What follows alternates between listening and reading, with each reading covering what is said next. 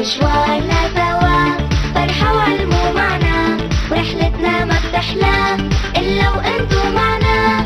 مشوارنا سوا فرحة والمو معنا، رحلتنا ما بتحلى إلا وأنتو معنا. طب يلا نحلي مشوارنا ونعيش الفرحة سوا، أحلى الأوقات بجمعتنا لقلوبنا هي دواء. طب يلا نحلي مشوارنا ونعيش الفرحة سوا، أحلى الأوقات بجمعتنا لقلوبنا هي دواء. طب يلا نحلي مشوارنا ونعيش الفرحة سوا، أحلى الأوقات بجمعتنا لقلوبنا هي دواء. طب يلا نحلي مشوارنا ونعيش الفرحة سوا، أحلى الأوقات بجمعتنا لقلوبنا هي دواء. مشوارنا مشوارنا مشوارنا سوا، مشوارنا مشوارنا مشوارنا سوا، مشوارنا مشوارنا مشوارنا سوا.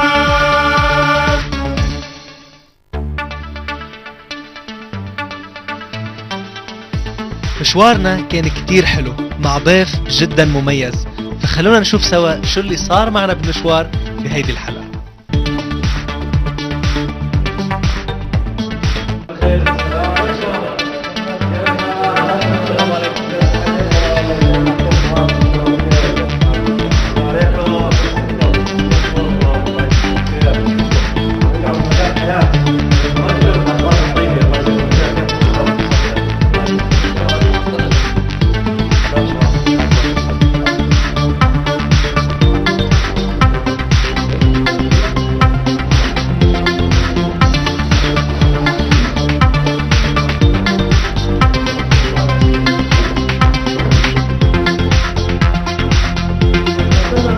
الله يحفظكم البلد والله، يعني ويطر قلوب وتكونوا ان شاء الله سبب في الخير والقرب باذن الله.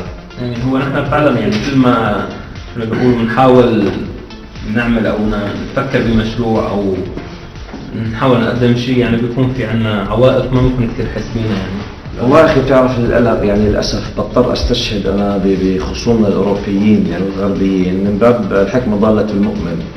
يتألم الانسان يجد يتحد حجم الخلاف اللي بينهم بالعرق والدين واللغة والأصول العرقية والأمور، يعني تدعو لعدم الاتفاق. ومع ذلك طلع موضوع الاتحاد الأوروبي، طلع قضية اليورو العملة، تطلع حجم ما بيننا من الاتفاق نسبيا ما بين العرق واللغة وأصل الدين والثقافة والمنطقة الجغرافية كثير أكبر من كذا، ومع ذلك حجم التناحر بيناتنا عالي وعجيب.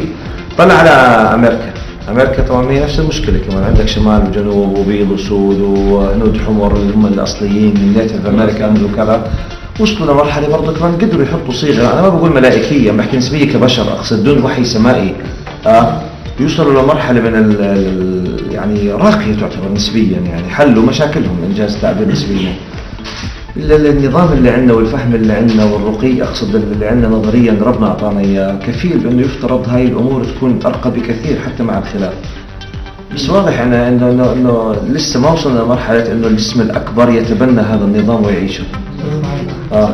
بمراحل إلى مراحل سبحان الله بأيام الرسول صلى الله عليه وسلم وراء الخلفاء، وهي كان في فكرة كثير، الفكر تحسه سليم فعلا وطيب، وهيك بعدين كلياته صار انه خلاص في حدا بده يحكم في مثل ما بيقولوا وجهه واحده الحركيه الصلاحيه كذا. فعلى طول كان في عندنا مرحله انه نحن بدنا نبيد الفكر الثاني، وهذا الشيء انا بحسه انه صار مثل ما بيقولوا متاصل بفكرنا ومشروعنا. عفوا انا وياك يمكن نختلف على يعني نجتمع بكل شيء، وبختلف انا وياك مثلا اذا يستخدم هذه الخانه بصير بطل احكيك وبطل شو اسمه، بصير انت جهه عدو لازم يصير.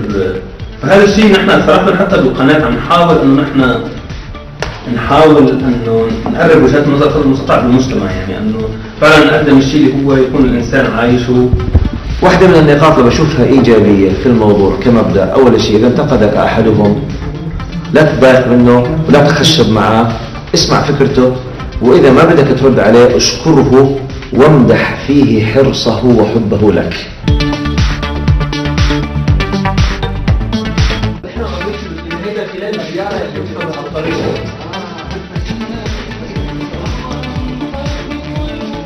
مثل ما شفتوا كان جلسة كتير مميزة مع دكتور أمجد، بس ما حبينا نطول عليه كتير لأنه هو مسافر بكرة الصبح بكير، بس حبينا آخر شي نعمل له ضيافة صغيرة بمنزل مدير القناة، فخلونا نشوف شو حيصير هونيك.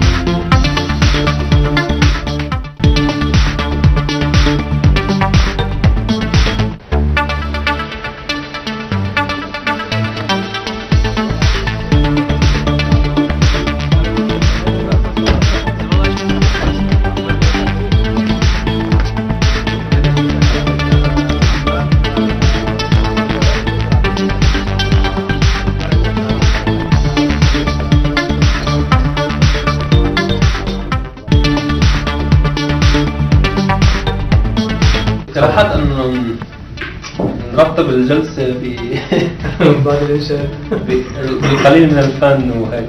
دكتور كيف صوتك انت؟ انا اذا نشدت بتخيل بحياتكم لن تستمعوا لنشيدي. بعض الابيات شعر بحكي ابيات شعر في هيك.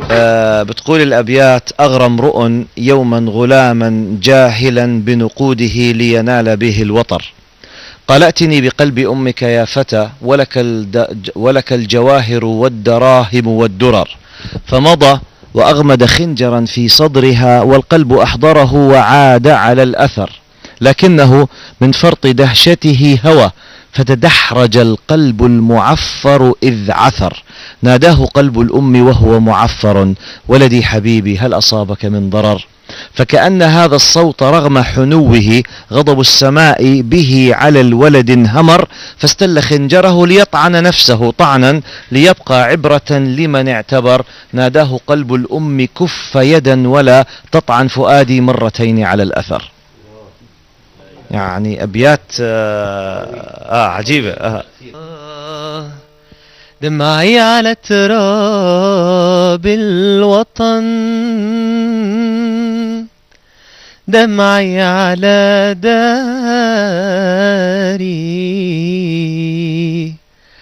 اصبر على سيل المحن والسيل غداري،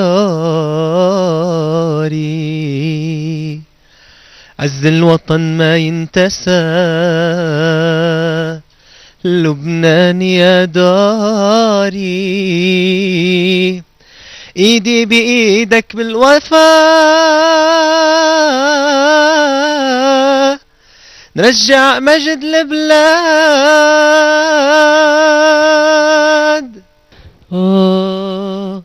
يا ربي انت العالم بالهم جوايا، وحياتي مليانة معاصي وخطايا.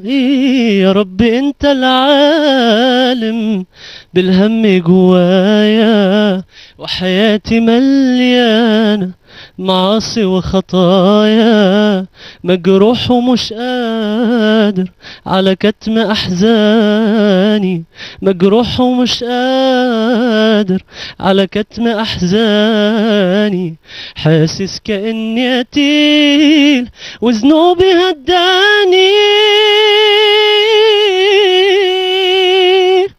ما تقولش قلبك مات، لسه الامل موجود بعد العمر اللي فات، تقدر تتوب وتعود، باب الكريم مفتوح ولسه فيك الروح، باب الكريم مفتوح ولسه فيك الروح. حتروح لفين ما تروح، لازم إليه حتعود، لازم إليه حتعود.